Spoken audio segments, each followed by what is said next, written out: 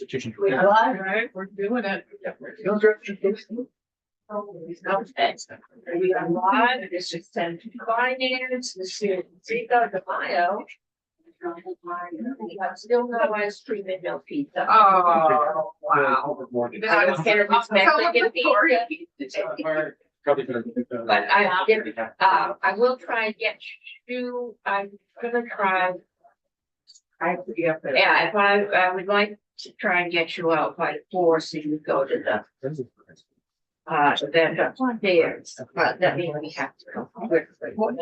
That we have, I'm told we will get the 9:55 on Tuesday, and they would like us to have it out on Wednesday. That was my reaction. No, wow. I've told them that they can stop the house from stealing our staff because getting staff time has been a major problem.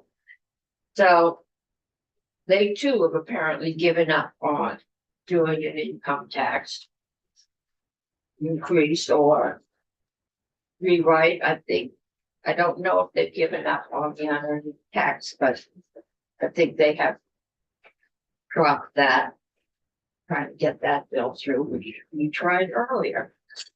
So today we are going to start with 9:55.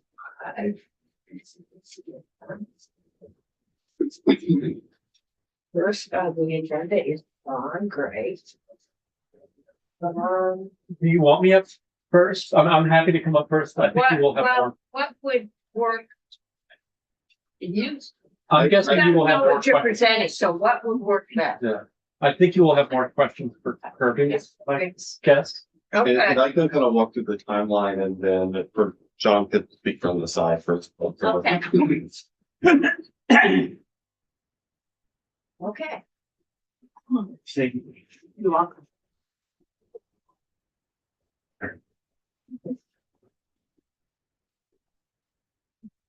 So Good afternoon. it's a nice. Not in the rest of the week is not going to be nice. That's true.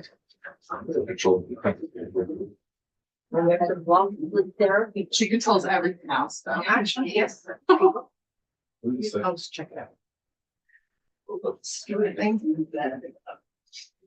Windows, but storm. So I'm having threats to smash. No, that's right. She can't. You can't help them all there. It's interesting. But if they turn the air conditioning on, at least before they couldn't turn the heat back on, it's an all or nothing split. And will either be warm today or the rest of the week when it's going to be in the 50s, will be cold. Yeah, so we're warm today.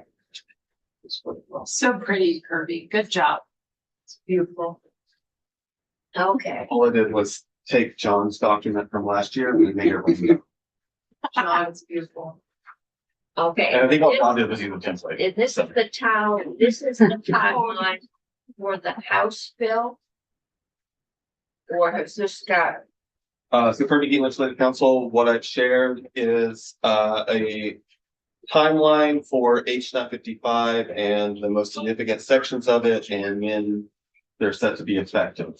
okay, This is passed by the House. this is as passed by the House. If you know the Senate is planning on doing something different, just mention that, so, Okay, I'm not aware of any, that you mean Senate Ed. yeah. Their work, I'm not aware of any changes. Did have Beth take a quick look at this and see if it was still up to date, and she thought so. I'll just start walking through, for the education sections, that's better for Beth when she's not here, just to let you know. But, we start with what's on passage, so the reserve fund, account guidance and rulemaking, which relates to the education portions. And then the Act 73 tax classifications contingencies are repealed and replaced with new contingencies. Those take place on passage with this. Then you've got July 1st, 2026, which is a lot of it is education related. The ceases become effective and appointments are made within 30 days, and the first meeting is held within 45 days. That's this summer. Data collection for tuition students starts, and state aid for school construction program starts. Then October 1st this year, facilitators are hired. This is all for the education parts. December 1 of this year, the study committee appointments are made in the first meeting. Also, education study committees for that. And then January of 2027, on the 15th, the pre-K funding report is due from PBF. Building Bright Futures, I believe. Yes. Yeah. So far, we're all in the education area still. And then February through March of next year, on February 1st, Agency of Education Study Committee status report is due on March 31st of next year. The DQS rules.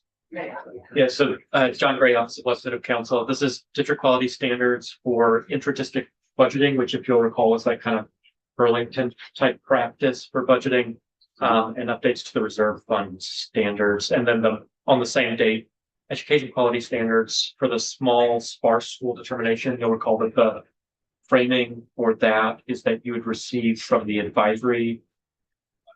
from the state board recommendations on how to identify small sparse schools.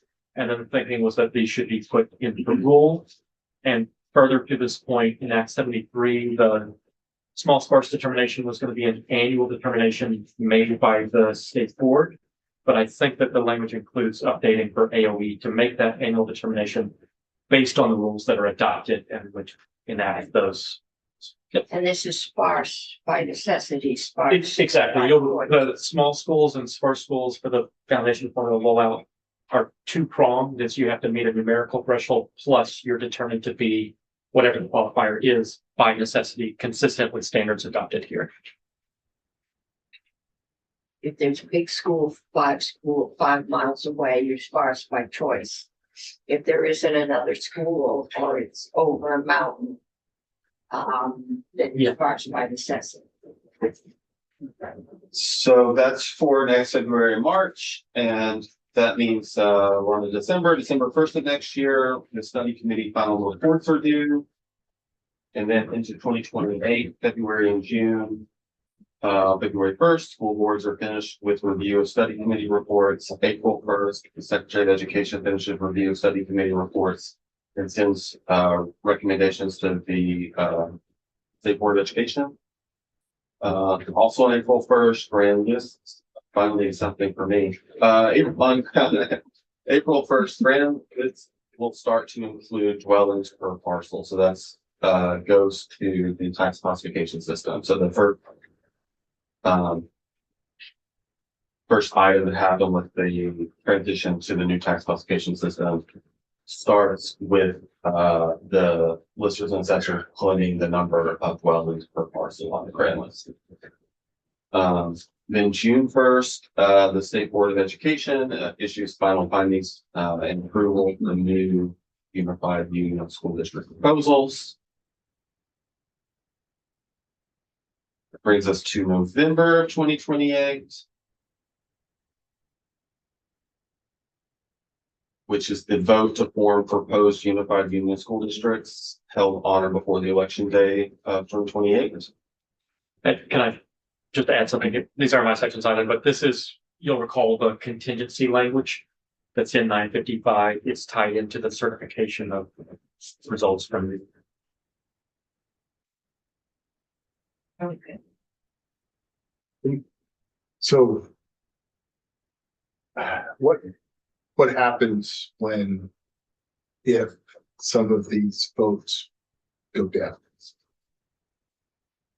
It's not if, it's when.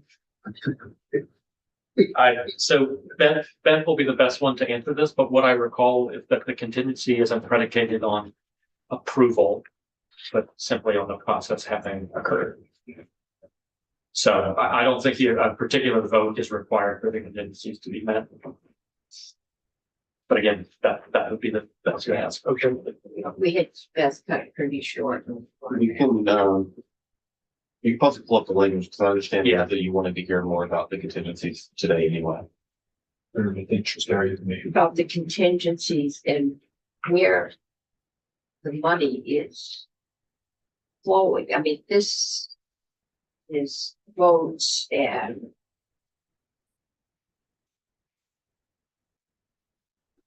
So, yeah, so again, this one is, there are contingencies, that are related to the votes happening on by November 7th.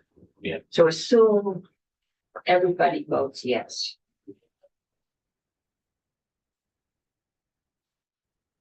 Okay, so July of 2030. The foundation formula statewide.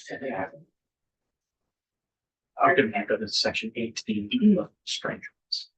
Strange ones. I see ceases and, you know, things going in. But we had a significant issue with by the time we get to July 1st, 2030, considering that everybody has voted their new school districts, everything has gone according to the way we've mapped it out. And we all know what chance of that is. We had a significant problem with ramping up and ramping down, and that seemed to be causing the most concern. And so I'm wondering, has anybody done any work on? Because I'm assuming Chittenden County had the highest spending, I think, per student, or pretty close in general. That's where all the teachers want to work. How do we ramp some of those schools down to the foundation formula and at the same time ramp Barry City up with, because that's our problem. Do you want me to jump in? Yeah. So I think my answer to this is actually language from Act 73. There are transition measures Yeah, related you're to going, both to the educational opportunity payments that these districts would receive if your ed spending, if FY 25 has inflated forward relative to your educational opportunity payment you would receive. If your ed spend is lower than the EOP you would receive, you're brought gradually upward to it over like a 5-year period. And similarly, on the other side, you're brought down if your ed spending is higher than the EOP you would receive. That's just one side of it. There's also a homestead tax rate transition. But if your rates are below the uniform statewide rate that would need to be charged to raise the EOP for all districts, you would similarly be brought up or down based on where your district stands relative to the uniform homestead tax rate. So both of those are existing measures. Yes. And then there's a separate transition related to supplemental district spending, which is part of how people were conceptualizing districts themselves accounting for the change, is that they might have to include certain amounts of spending in their supplemental district spending. So for the first 5 years after the start of the transition, the cap on supplemental district spending would be at 10% rather than 5%, and that would decrease. ramp down, Exactly. yeah. I guess that I understand. We're going to ramp Barry up.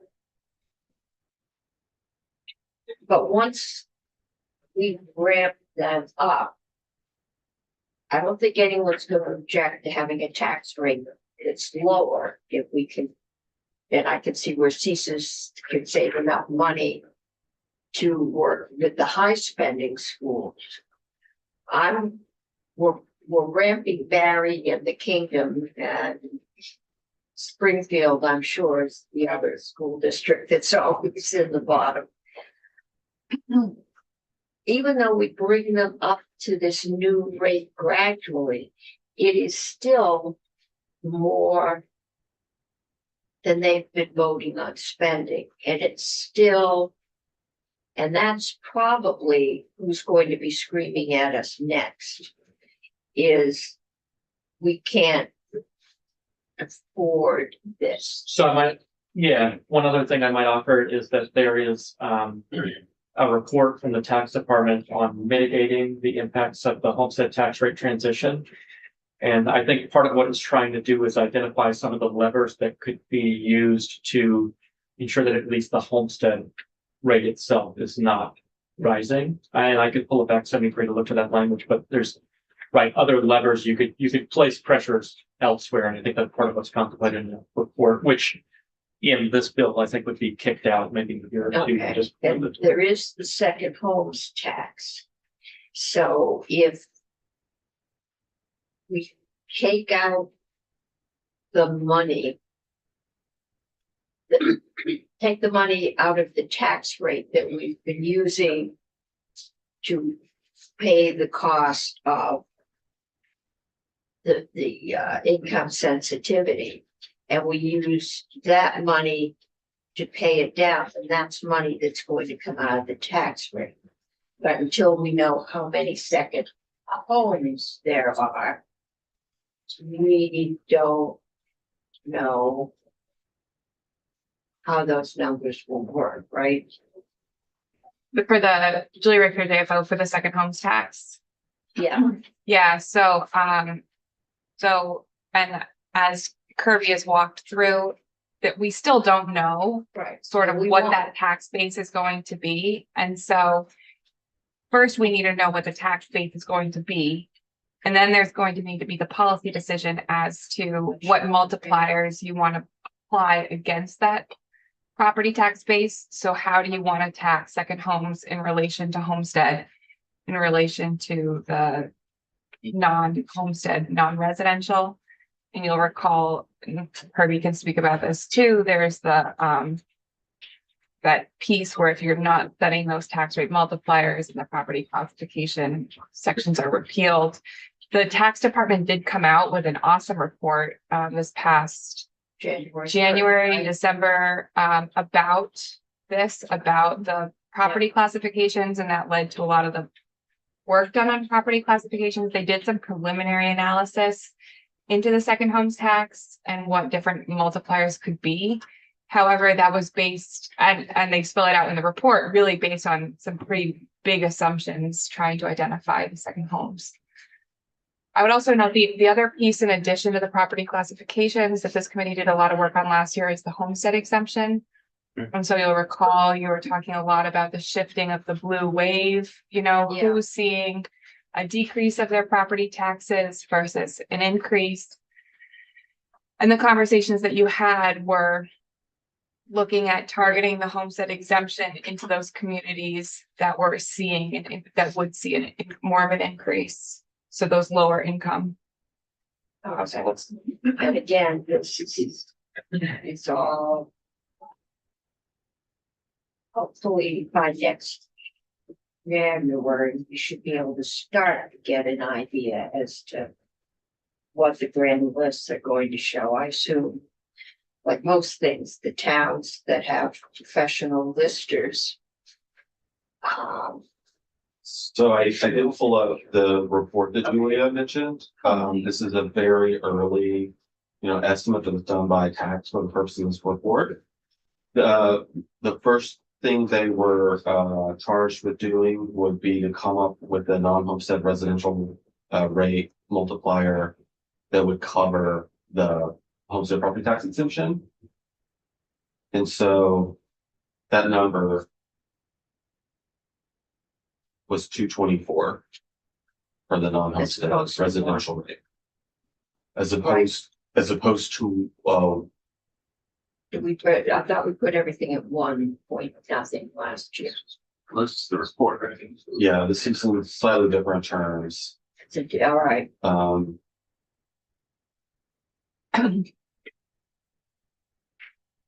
It was all set at one just Right. because Because we didn't know, what but else to the do. report compares it to what the non-homestead rate was in FY 25. So you can see it's 1.39. For all non-homesteads. Right. Versus just a smaller portion that would be 2.24. And a lot of this piece was talking about raising the second homes tax to cover the expansion of the homestead exemption. If you'll recall, and I'm sure John or Kirby could speak to this better than I could, the language in Act 73 that led to this report charged tax with coming back with two sets of multipliers related to paying for the homestead exemption and something else that I don't remember what it was. But but part of this section is talking about covering the homestead exemption. That was what we were just looking at. And then this other, it would be to mitigate potential rate increases for homesteads. And for that.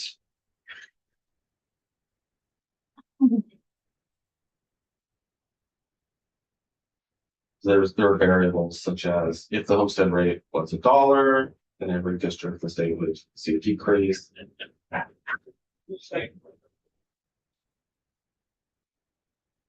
mean, ultimately, these questions of multipliers are sort of the same questions that you grapple with when you're looking at the yield bill, right? You know, a certain amount needs to be raised on property taxes. And then the question is, where are you raising that? How much are you raising from homestead versus non-homestead? That's what you're talking about in the yield bill.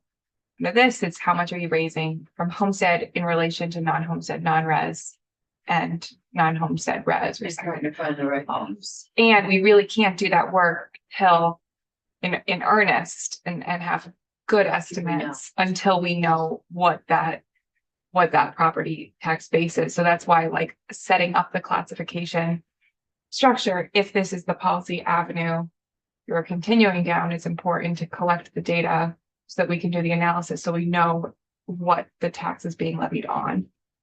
And so the first piece of information to start to figure this out, according to the timeline as it is, will be that April 1, 2028, when you actually start to have information about the number of dwellings that are out there. The second piece of information that you'll need is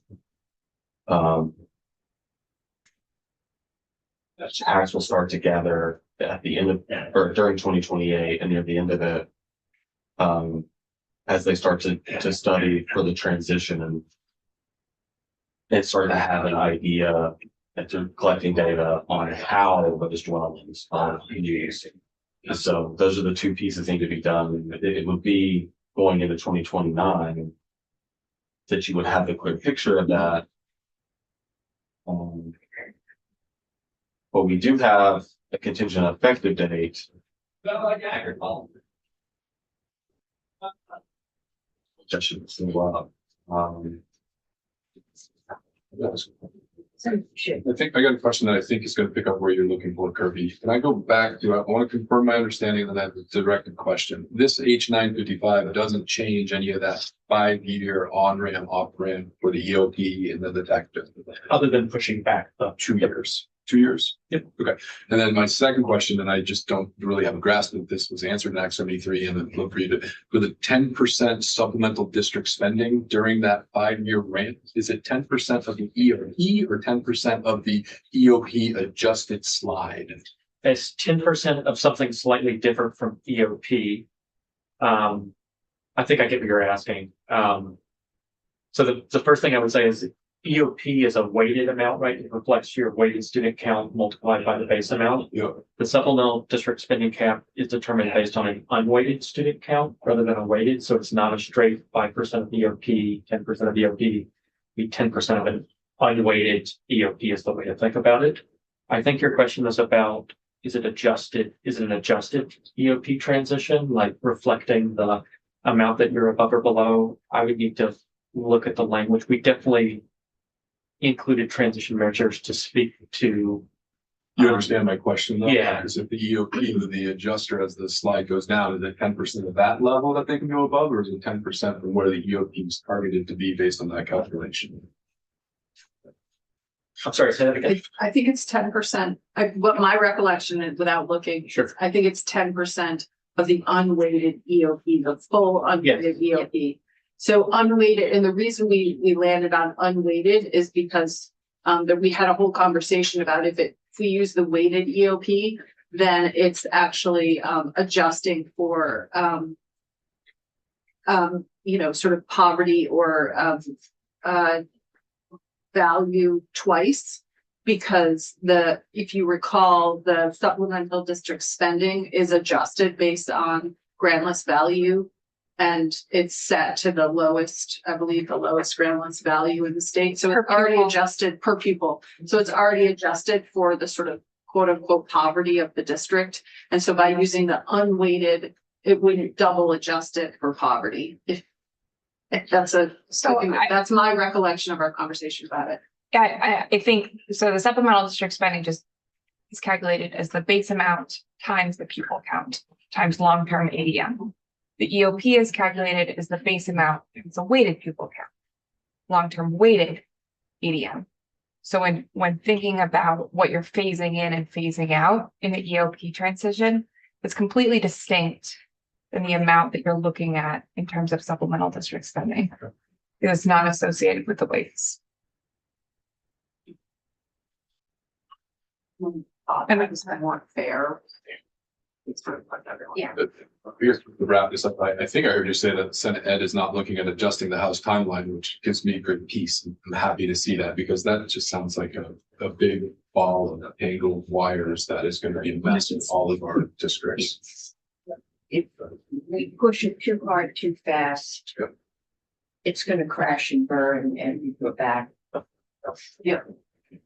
And part of the reason I think it needed to be extended, my understanding is that the tax department actually needed more time to be able to implement the new classifications And and the school districts and the listers that have to All- go out yes, and look at all the houses. Yeah, They've been remarkably quiet this time. What we've looked at, doing second homes or unoccupied, unoccupied for 6 months. They were very vocal in this committee about the quality and how do you confirm that. well, I think it's because this has been so, laid out incrementally with such a reasonable process where it makes it easier to grapple with. So returning to, we were talking about the tax rate multipliers and the timeline and related things to keep in mind with that. So January 1, 2029 is part of it. This is the transition language for tax to start collecting a lot of the data that's informs the multipliers that Julie was talking about before. Okay. This is contingent though on a few things. The tax won't do this unless the new unified union school districts have done the vote. That's the November 7 here. An expert tasked with developing a cost factor formula has provided a report by this point. And JFO has provided an analysis comparing state funds provided to school districts under the current and new foundation formulas. So those are the three contingencies that are tied to tax starting to collect information here. I will also point out the contingency that's on July 1, 2030 for classifications, which is in Bill Section 63, which would repeal the tax classification system if you have not set new tax rate multipliers by this time. So you have between this January 1, 2029 tax starts to collect data until the middle of the next year where it's repealed if during that 2030 session you have not set tax rate multipliers.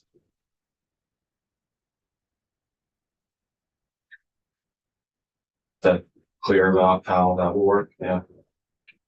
Can you overlay that construct with the foundation formula and how the foundation formula would ultimately go into effect when district boundaries are voted on by this legislature? Is that correct? Yeah, we could just pull up the language for that. It's Section 18 is the place to and look. then it's F. Is it all of F1? Yeah, F1 is the big one, it's page 40. Yep. So here's the contingencies for there's a lot of consternation in my communities that this foundation formula is not perfect. I know we're getting more information. And so what they really want to see is just force the next legislature, similar to this tax provision, the sunset of that tax provision of the secondary homes tax, that it just in law goes away absent of an affirmative action by the next legislature. So I just need to better understand what's on course to happen with this foundation formula that is not ready for prime time, and how to allay those concerns, forcing the next legislature to have to do something to affirmatively enact a foundation formula that's more sensibly designed. So I'll take all the sections, the areas that have the big contingencies, and then we'll go back up and look at what they are. So, John, you know that first one? These are best, but this is tuition sections. This is money following the student under the foundation formula. And then we get the transaction, the cost factor foundation formula. You have the statewide education tax, ownership spending tax changes. You have the new homestead exemption.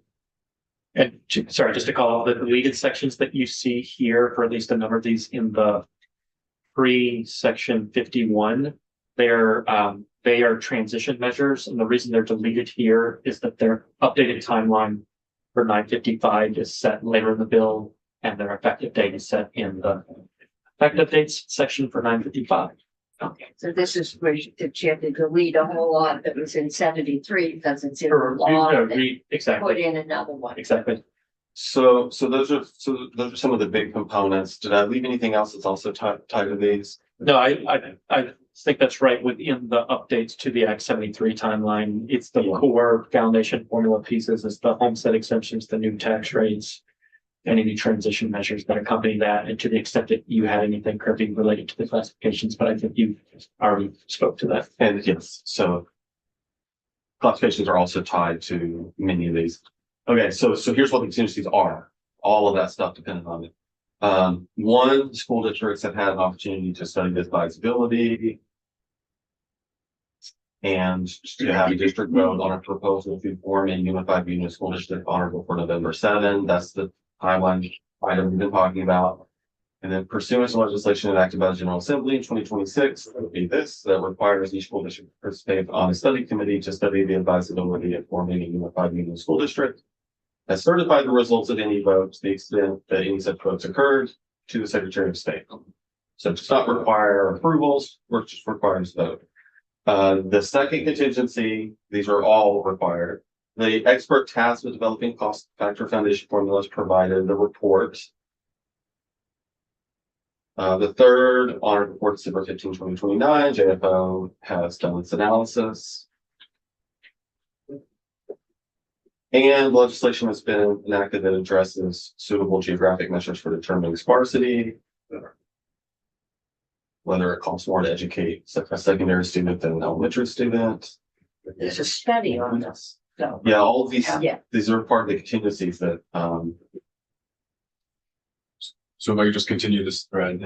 So I'm a no on this bill, but I will likely be a yes if I can look my constituents in the eye and say that when these soft contingencies are met, that the foundation formula contemplated in Act 73 will not go into effect, and that foundation formula has to be updated with those new rules. And so I'd like to sunset the foundation formula that's constructed in Act 73 or zero them out to $1.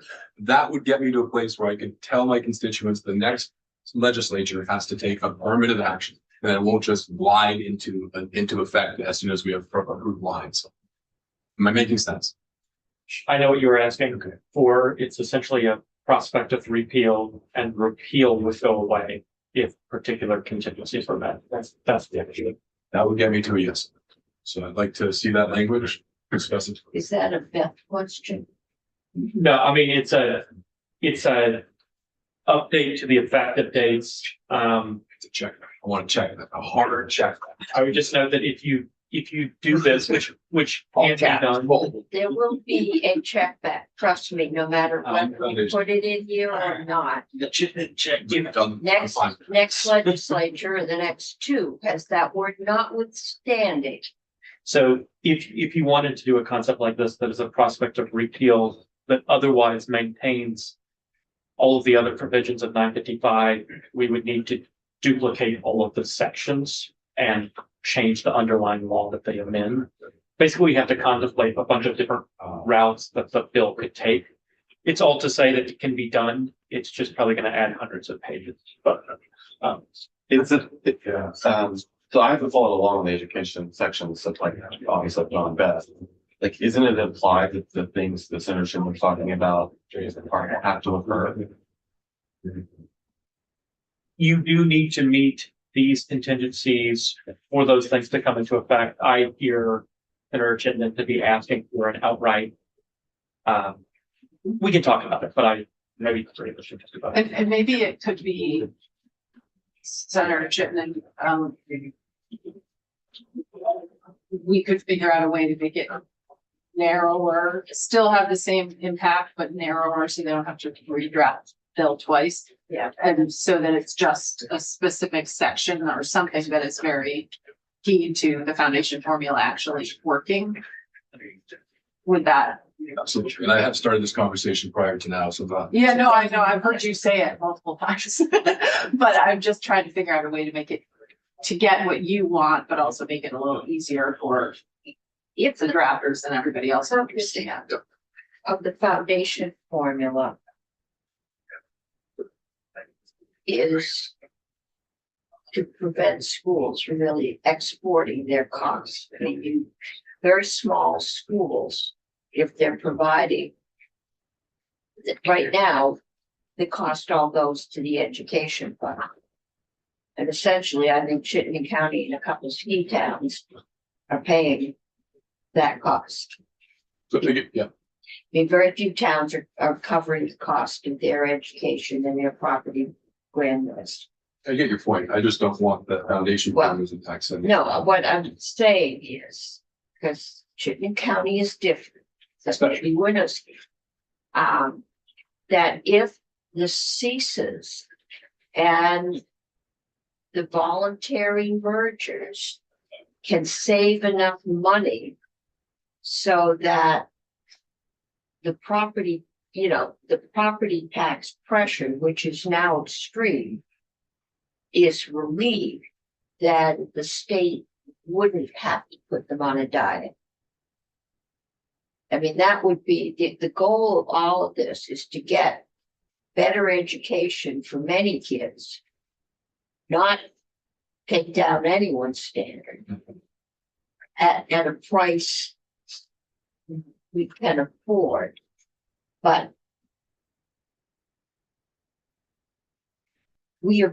this is like COVID. We are developing the map as we walk it. And I can guarantee you by this time next year, that timeline will be a little different. And there'll be things added and subtracted as we go through the process. But if we can find a way to get that down, then that would work. Or in Sure. which would probably, to me, that's, it might not be an even trade, but there would be a decline in the cost and an increase in some quality. And then there's little issues about how we're going to bring everybody up to Chittenden County's teacher salaries, which will cost more. Or have a labor differential based on the region. of May, yeah. School. I mean, we do now. Okay, So unfortunately, I'm double booked with Ways and. and so I have to go the there. next crew is arriving. So a few more highlights to try to wrap it up. December 15, 2029 is when the tax department has to come back and propose RAD boundaries. So that's 2029. So presumably in 2030 legislative session, those boundaries would be put into law. And then the regional assessment districts would take effect starting in 2031. So the boundaries. We're gonna set up regional assessment districts based on the mandatory ceases, and then any school districts mergers that are voluntarily arrived at within the CISA district, and we're gonna give this all time to gel before we draw. The RAD boundary proposal is supposed to be based off of school district boundaries. Right. So that report you receive going into the 2030 session. Yeah. Should be based on school district boundaries and also parcel numbers, you know, those things. Okay. But of course, that's just a proposal from the department. It will be up to the General Assembly to act on that proposal and to actually put into law what the boundaries are. There's different ways to do this. I flag for Ways and Means a little bit of concern around delegation of legislative powers. Like if you did something where you gave tax too much leeway determining these boundaries, that could be a problem Yeah. if done without the legislature being controlled. This approach does not have that issue at all. Because they'll make a proposal and the General Assembly will decide what those boundaries are. So if They the don't have General them. Assembly at this point is not happy with the way numbers are looking for foundation, Mhm. you could just, Future legislature can paint this as much as they want. This is their right. And I'm there's not the only nothing you one can do to that's all stop up. that. okay, Okay, I think, you know, the major contingencies which we started to go over relate to the foundation formula, supplemental district spending, homestead exemption, classifications, and provision on fees or tuition. So those big pieces related to all of those contingencies we went through a moment ago. If all of that works out, regional assessment districts will take in effect. If those contingencies are met, which are not the full list of contingencies. okay. And if you're looking for these afterward, go to page 40 of the as passed by the House for section 18 is where they're at. Yes, it's, Because there are two effective date sections you actually. It's they are spread all over. Another place to look is you can look at the summary we made, and for each section, we included the effective date information. I okay, think that might be the easiest for you. okay. That probably would be, all right, The fiscal note also has an appendix that has all of the sections and the effective. okay, dates. those are all on the website. Right, I think so. all right, well, fine. Okay, that was a good marathon, right? We are definitely gonna have to sound project.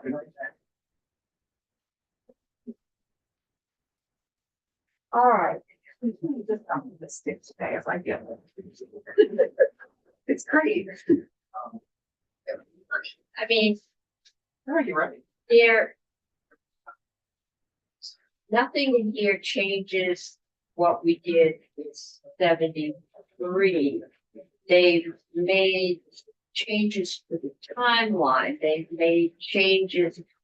But it's all education contingencies that have to be met before the finance goes into effect. So we can look at either now or in some future state.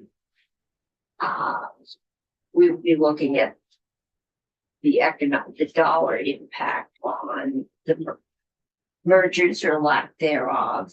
On the CISA's savings or lack thereof. And the things that we have not figured out, like the cost of transportation. Is this still envisioning as it was presented to us by the administration with the state picking up the full cost of transportation?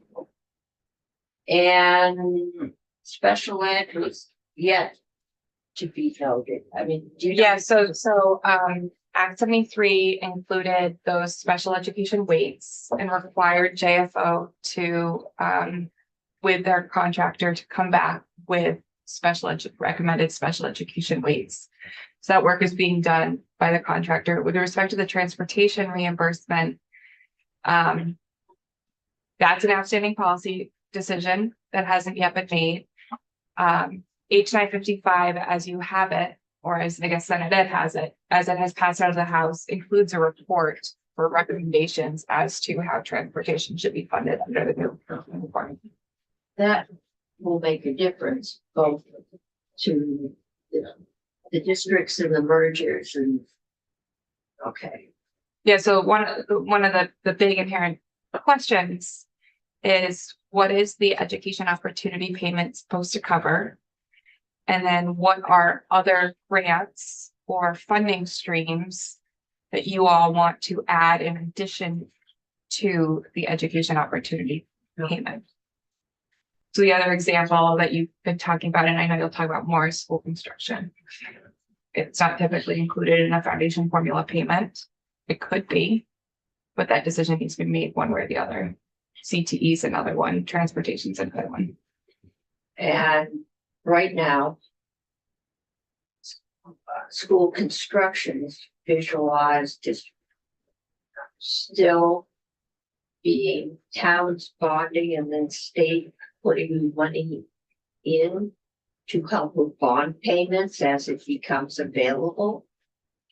Yeah, there's sort of the, I think the term that folks have been using is capital stacking, right? So there's the aid, the state aid, there's the legacy debt aid, there's the supplemental district spending, and then there's the bonding at the state level.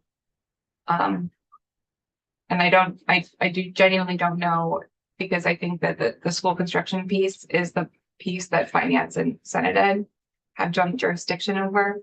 I don't know if there will be changes before the school construction piece makes its way. Okay, the last communication, that was probably sometime last week. The chair told me he had or was or wanted to take out the legacy debt, which the bill proposed paying off, because that was a 600 million or something, 61 million 61 million. All right, maximum. that went mostly to Chittenden County, and he would rather have that debt just spread out mostly over the rest of the state, who will probably need to do some bonding to find a roof that doesn't leak. Is $61 million of legacy debt In a single year, and That's so annual. annual. Oh, okay, The- got it. All right. That's- I was gonna It say, seemed like that really- sounded. The annual maximum is of debt service is 61 61 million. million debt service. Okay. Yeah, Okay. Okay. So we would be obligated to pay that first. The state, I think that'd be a question for Job. I don't know in terms of obligation, if there's a priority structure. I think the way it's set up in the bill is that it would be basically a categorical aid grant. okay, so Debt we will have John walk us through that section and Kirby. Because I know Senator Bohowski. We're trying to get her in, has another proposal. For some of this, so we'll see where it goes. Okay, we are going on. To 567, an act relating to unclaimed property, state retirement systems and capital debt. And Cameron, yours here. And I've got David here. And David. No. All right. Steve.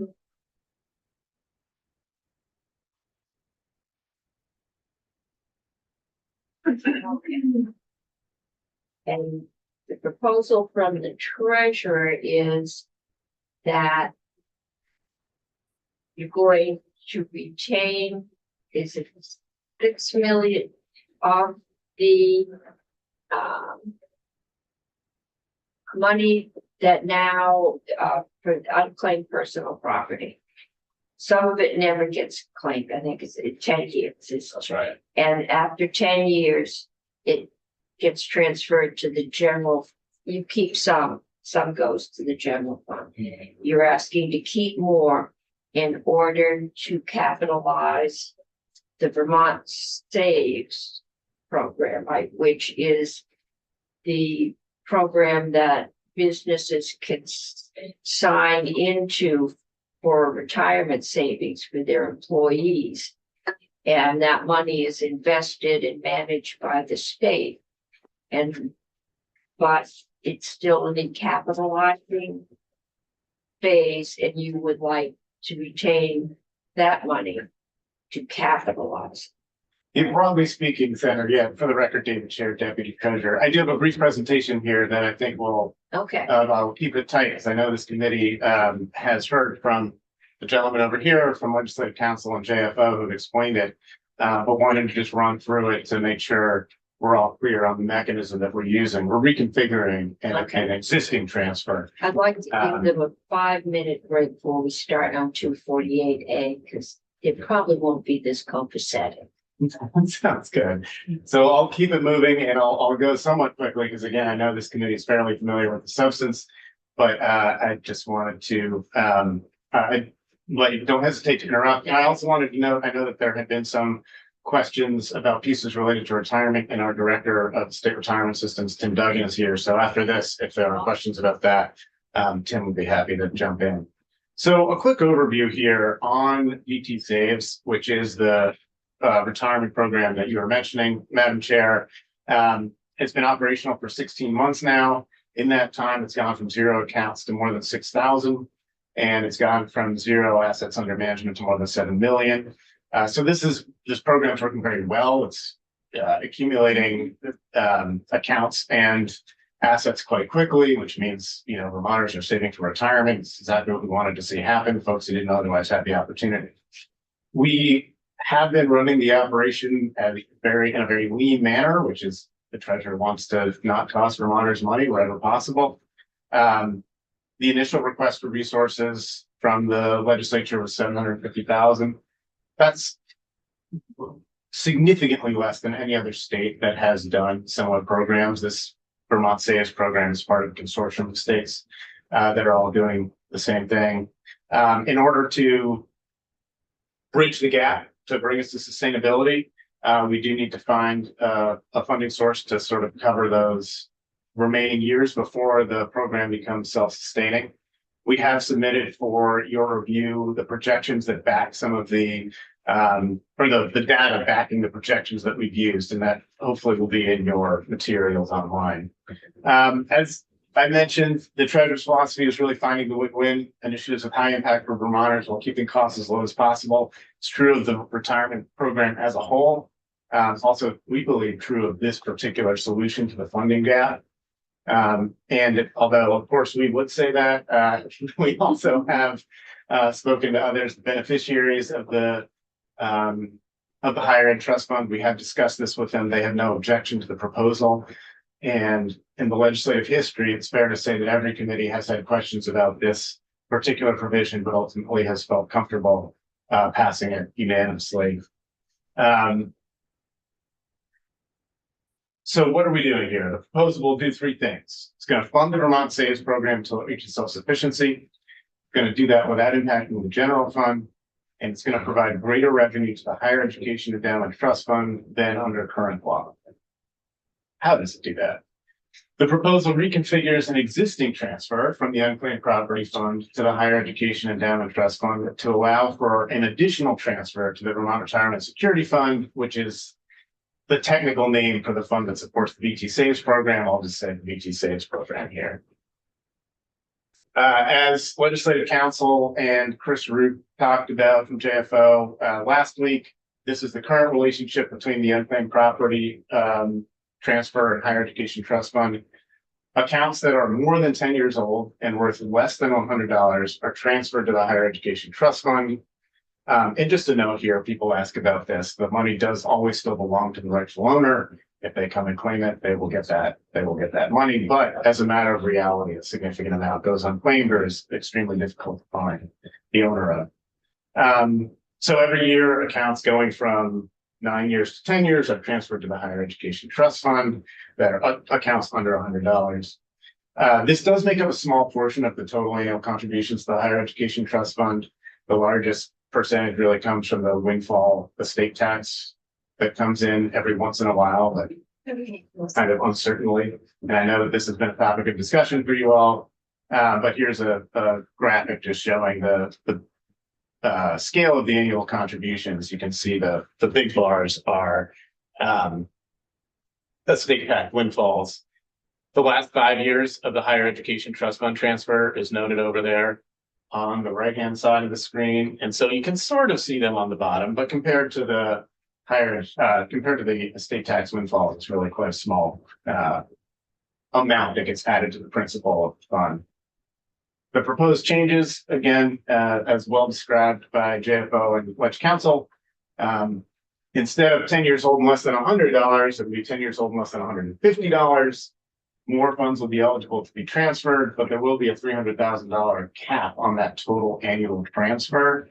That's sort of to smooth the provision. Otherwise, it could be like a huge sweep in the first year, which would kind of not be the intention here, which is to have a very non-volatile chain. It's a smooth, non-volatile chain.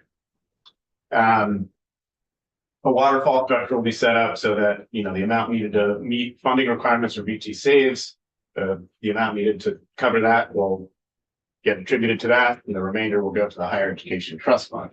And I will give you a graphic showing that a little bit more. This also may be familiar to you from the JFO presentation. This shows, again, there's a $300,000 cap. This shows the numbers in blue. You can see what goes to the Vermont Saves Security Fund. In orange, the Higher Education Trust Fund. And so you can see that as the Vermont Retirement Security Fund revenues increase and it therefore becomes self-sustaining, which we project will happen in FY33, you can see over there towards the right, then the full amount of the $300,000 will be transferred over to the Higher Education Trust Fund. And on the right-hand side, you can see a historical comparison. And let me actually do another slide to illustrate that more clearly. This is the historical impact if this proposal that we're bringing forward to you today had existed over the last 5 years. You can see it has a pretty meaningful impact in terms of an increase to the Higher Education Trust Fund. It did receive a total of almost $624,000. If this proposal had been in place, it would have received $1.46 million. It's a 43% increase. So this really is beneficial for the Higher Education Trust Fund overall when you look at if this had been in place previously, what would have happened. So that was a historical look. Looking forward, again, under the projections we had, Vermont Saves will receive $706,000, not all at once, but spread out over about 5 years as it comes to 6 years as it comes to self-sustainability. And the Higher Education Trust Fund over the duration of this provision will get more than $3 million. Even if you were just to take those 5 years in which we're funding the BT Saves program, you're still looking at almost 1.1 million. So really, again, even in the shorter term, the Higher Education Trust Fund is doing fairly well under this proposal. This is just a graphic showing the impact on the Higher Education Trust Fund. There is a dip in the next 2 fiscal years. Again, this is not a dip in what the Higher Education Trust Fund has. Nothing is being taken from the Higher Education Trust Fund. I want to emphasize that. It is just a fact that there will be a bit less going to it, but already by FY29, you're going to see more going to the Higher Education Trust Fund than has ever gone to it historically under this transfer. And it goes up from there until you hit the full 300,000. Okay.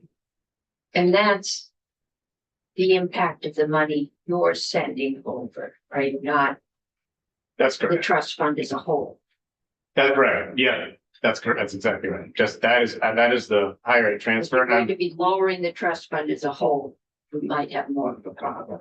That is correct. And we are certainly not doing that. Other proposals. And we are not touching the principal. And this next section goes a little bit more to that exact point, Senator.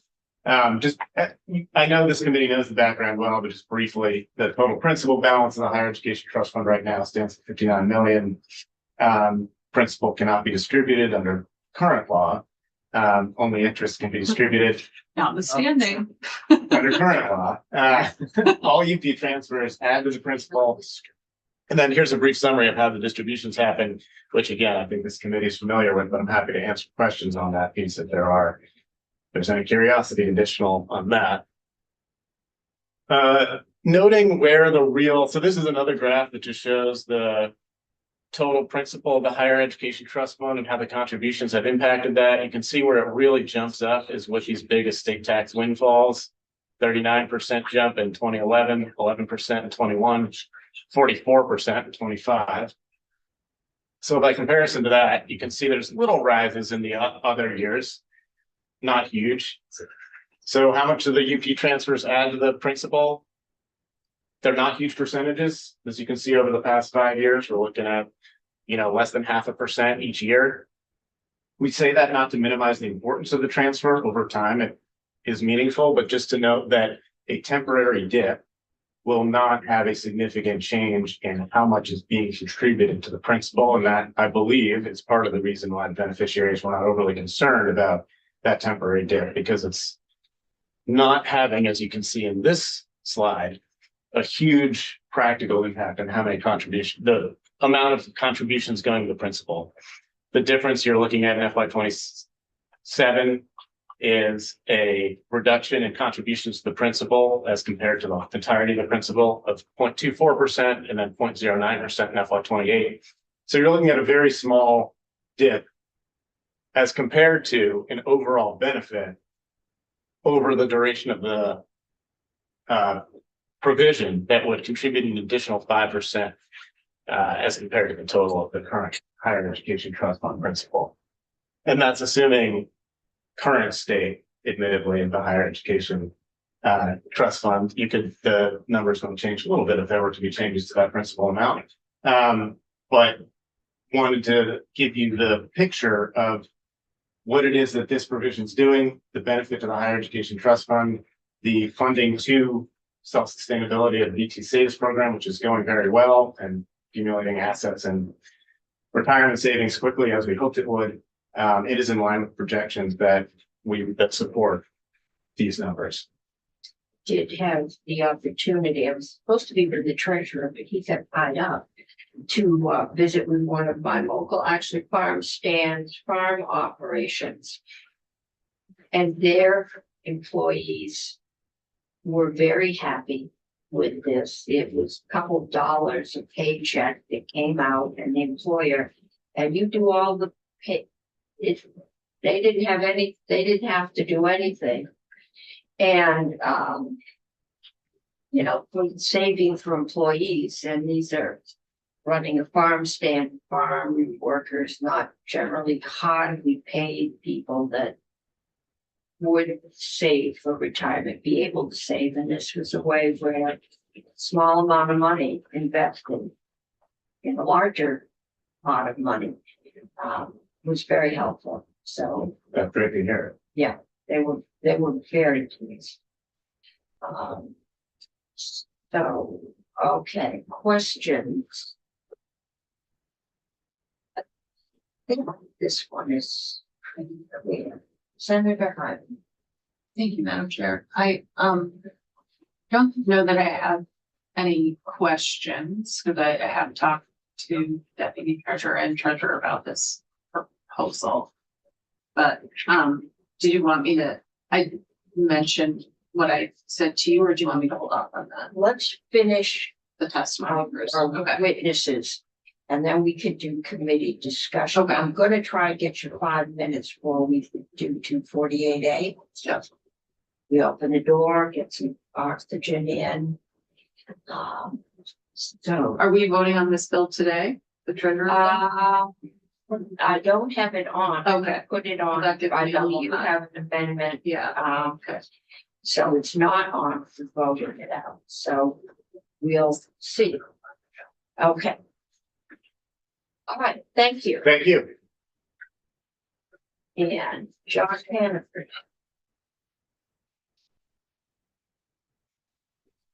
Thank you, Josh Hannaford, VLCT. For the record, I'll be very brief.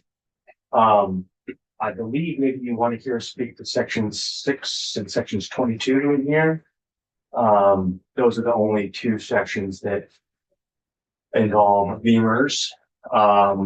And if there's anything else you'd like me to speak to, let me know. I may not have the answers, but happy to try.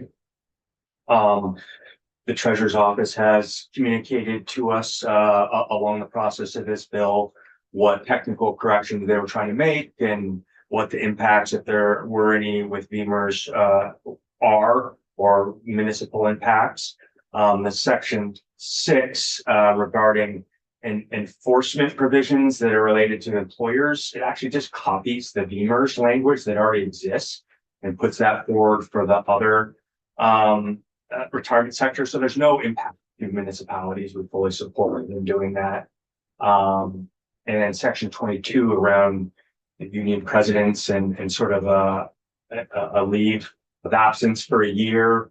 And then neutral effect.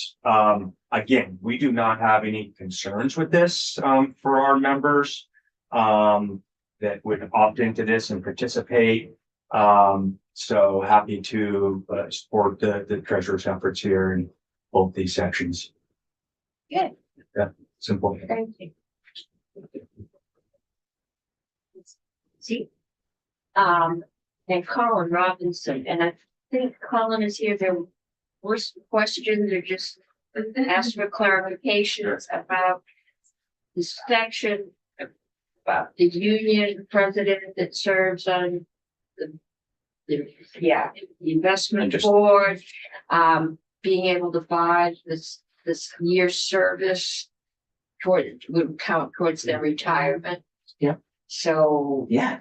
why don't you talk? So I believe it's section 21.22, and what this section would do, as I'm sure you've already heard, would make time serving as president of an employee organization, a union who serves employees and workers in the Beamer system or the Vistar system eligible to have their the employee organization, the union, purchase service credit for the time that they serve in that role. So They wouldn't be working at their regular teaching job. Correct. They would be working as the union president. Okay. and it only makes it allowable as it is for other service credit purchases. People can purchase service credit right now for various things. And Tim Duggan here is here from the retirement division. I'm sure could tell you chapter and verse about that. But this would simply add that as an allowable option. It doesn't compel, doesn't require, as was mentioned previously, and I think you've heard previously as well from other witnesses, it is cost neutral to the system. So Can I just have a quick question? One of the questions that I had for, I think both of these sections when they came up was, why is it only the president? Are there other officers who put in as much time? I would say I don't know of other officers that are full-time release. Okay. And therefore in a situation where they might be missing out on being able to be eligible to get a full service credit. And this simply allows them the option to purchase the credit if they so want to. They might not want to, right? They might have. Okay, but they're the only full-time person. Is that should be okay? Thank you. Okay. That makes it clearer. I don't remember who had the question. Oh, yeah. I had a question. So if the years count towards that service and it's based on your last 3 for your salary and going into retirement, is that, say the president goes up their last 3 years is as president and then they retire? Is it based on their years of 3 years as being president? Because I'd imagine that's a substantial increase in salary over. My understanding, and I am going to phone a friend on this one, it would be their last 3 years in the system as a Vistar's member. So the final AFC teaching, their final year's teaching.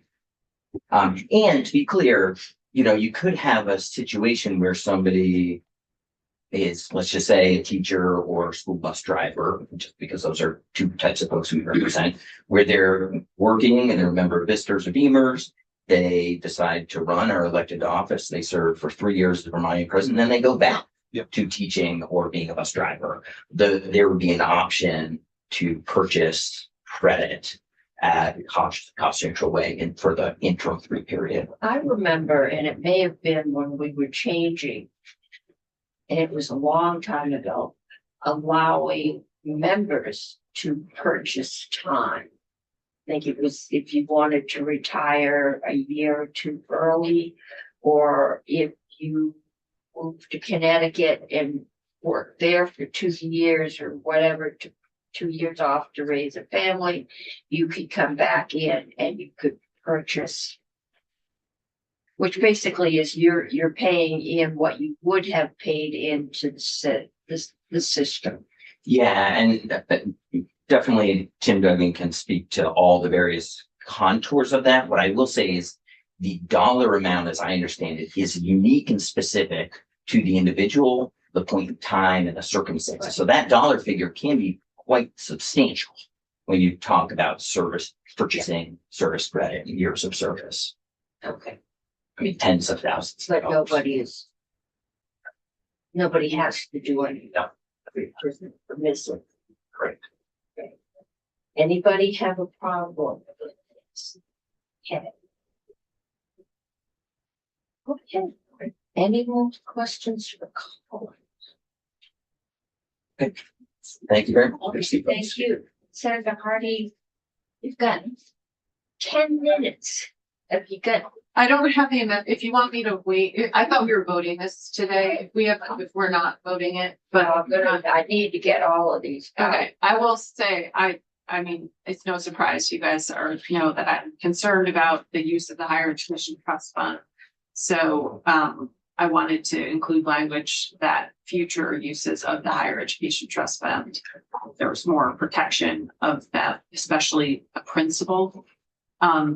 So having a vote of, there's a council, that oversees the fund. Sorry, it's in the, and having, if there's going to be a proposal to use the fund for something other than the original purpose, it's an endowed trust fund, that was set up for a specific purpose. So if it's going to be used for a different purpose, then it have to be a vote of the council to use it for a purpose. That was my general idea. And I also was thinking of putting, there's 7 members on it right now. And which is UVM, the state colleges, the VSAC, the president of the Independent College Association, representative from business industry, and then a senator and a House member. And I think it might be nice to have a student on it because there's scholarship funds. So maybe an appointed student appointed by the governor or something. I haven't done this amendment yet. I just talked to Cameron or emailed Cameron earlier. So I can just grab something and bring it back. Next get it in. We've got. I just want to, what power are you thinking of giving them? Something about if there was going to be a new use of the fund, like Okay. proposed in both of these proposals. Yeah, It's like, we said, let's build an ice rink. yes, it's for, Did you disagree to that? for example, like building a multi-purpose sports complex, Just for example. that it has to, be approved by this council beforehand to say, yes, that we're okay with that. And before then it would have to, come before the legislature because the law is that it's supposed to be used for scholarships. So if they said no, then could come before the legislature? Yeah, I They- think I was, but I haven't talked it all through. Yeah, I just. Yeah, so I know, I don't- legislature can take up anything. Yeah. it wants I'm willing to take. Listen, I just. Yeah, I have to work through the, I'll talk about it, but it's just obviously concerned. I think making sure that this goes to scholarships is important. It sounds like a good idea. Okay. Get that to us, because this is just. Yeah, I I think will we can try it out without controversy, so I can talk to Cameron. Give it tomorrow. I'm probably. not sure. That could get us into a lot. Yeah, I'll talk to him about it and see what. Said something else in this bill says you have to be 18. That this bill? No, but this would be a college student, so they would be, 18. they would be 18, and there are college students, there are students on other councils and everything. So Okay. yeah. Okay, committee, 10-minute break. And if you find pizza and